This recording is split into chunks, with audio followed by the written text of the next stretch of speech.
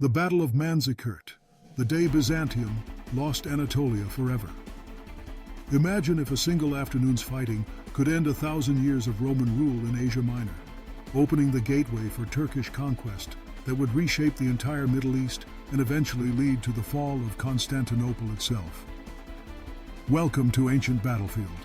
Today, we're exploring one of history's most consequential disasters, where Emperor Romanos IV's catastrophic defeat at Manzikert in 1071 handed the Seljuk Turks the key to Anatolia and began the slow death of the Byzantine Empire. By 1071, the Byzantine Empire was still a formidable power, controlling much of Anatolia, the Balkans, and southern Italy.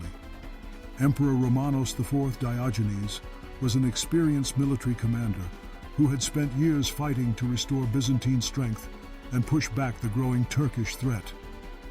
But here's what's truly shocking. His decision to personally lead a massive campaign into the heart of Seljuk territory would trigger the empire's most catastrophic military defeat. The Seljuk Turks under Sultan Alp Arslan had been raiding Byzantine territory for years, but they weren't looking for a major confrontation with the full might of the Byzantine army. Alp Arslan was actually marching south toward Egypt when he learned that Romanos was advancing into his territory with the largest Byzantine army assembled in decades. What happened next will blow your mind. Both leaders stumbled into a battle neither really wanted to fight. Emperor Romanos had assembled perhaps 60,000 troops for his Anatolian campaign, a massive force that included the elite Scolae Palatini guard units, Armenian heavy cavalry, Norman mercenaries from southern Italy, and the fearsome Varangian Guard composed of Viking warriors. This wasn't just any army. It was the combined military might of the Byzantine Empire at nearly its full strength. Here's where it gets really interesting. The Byzantine battle plan was actually quite sound. Romanos intended to advance methodically through Anatolia, securing fortified positions and forcing the Turks to either retreat or fight a decisive battle on Byzantine terms. The emperor had learned from previous campaigns and was taking every precaution to avoid the kind of ambush tactics that had made Turkish raiders so successful. The two armies met near the town of Manzikert in eastern Anatolia on August 26, 1071. Sultan Alp Arslan commanded perhaps 40,000 troops, mostly consisting of the superb Turkish horse archers that had made the Seljuks masters of mobile warfare. But that's not the most amazing part. Alp Arslan actually tried to negotiate rather than fight, recognizing the strength of the Byzantine position. Can you imagine the course of history if those negotiations had succeeded? Alp Arslan offered to return recent conquests and pay tribute to avoid a major battle, while Romanos demanded the return of all Turkish conquests over the past 30 years. Neither leader was willing to compromise enough to prevent the disaster that was about to unfold. The battle began with typical Byzantine confidence. The heavy infantry formed their traditional formation with the emperor's guard in the center, while Armenian and Norman cavalry protected the flanks. Against the mobile Turkish horse archers, this should have been an effective defensive formation that would force the enemy to come to them. The truth is even more incredible when you consider how the battle developed. For most of the day, the fighting went exactly as the Byzantines had planned. Turkish arrows had little effect against Byzantine armor, while disciplined advances by the heavy infantry forced the Turkish cavalry to retreat repeatedly. It seemed like Romanos was achieving exactly the kind of decisive victory he had hoped for. Here's where it gets really interesting.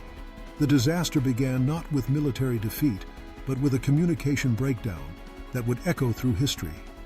As the Byzantines advanced in pursuit of apparently retreating Turks, a rumor spread through the ranks that the emperor had been wounded or captured. What happened next will blow your mind. The rear guard began to retreat, just as victory seemed assured. The sight of Byzantine troops withdrawing in the rear caused panic throughout the army. Units that had been advancing confidently suddenly found themselves confused about whether to continue the attack or fall back to protect a supposedly wounded emperor. But that's not the most amazing part. Emperor Romanos was completely unaware of the chaos developing behind him. When Romanos finally realized what was happening and tried to restore order, it was too late. The disciplined Byzantine formation had dissolved into confusion, with different units receiving contradictory orders and the chain of command completely broken. The Turkish horse archers, who had been genuinely retreating, suddenly found their enemies in complete disarray.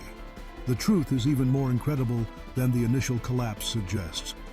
Sultan Alp Arslan, who had been preparing to withdraw from what seemed like a losing battle, suddenly found himself presented with an opportunity beyond his wildest dreams. The greatest Byzantine army in a generation was falling apart before his eyes without him having to do anything. What followed was less a battle than a catastrophe. Confused Byzantine units collided with each other. Friendly fire incidents broke out between different contingents, and the Turkish cavalry swept around the flanks of an army that no longer had any coherent formation. Emperor Romanos himself was captured when his horse was wounded, and he became separated from his bodyguard. Here's where it gets really interesting from a strategic perspective. The Battle of Manzikert proved that even the most powerful military force could be destroyed by confusion and poor communication. The Byzantines had possessed superior numbers, better armor, and more disciplined troops, yet they suffered one of the most complete defeats in medieval military history. The immediate aftermath was equally catastrophic. With the emperor captured and the army scattered, there was no organized resistance to Turkish expansion into Anatolia. Within a few years, most of Byzantine Asia Minor had fallen to various Turkish groups, ending over 1,000 years of Roman rule in the region. But that's not the most amazing part.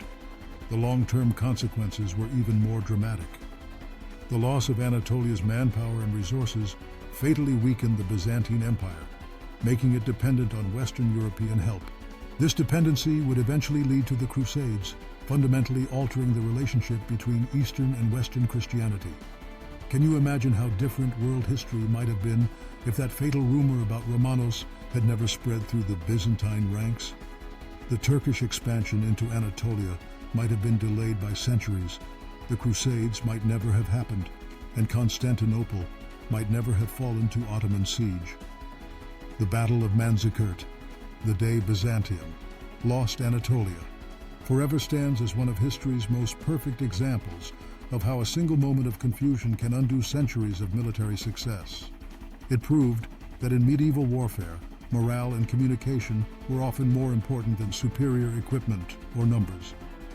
Today, as military leaders study the importance of reliable communication and maintaining unit cohesion under pressure, they can learn from Romanos IV's tragic example that sometimes the greatest victories can turn into the most devastating defeats through the smallest breakdown in command and control. What do you think was the most crucial factor that turned Byzantine victory into catastrophic defeat? Let me know in the comments, and don't forget to subscribe for more pivotal moments from ancient battlefields.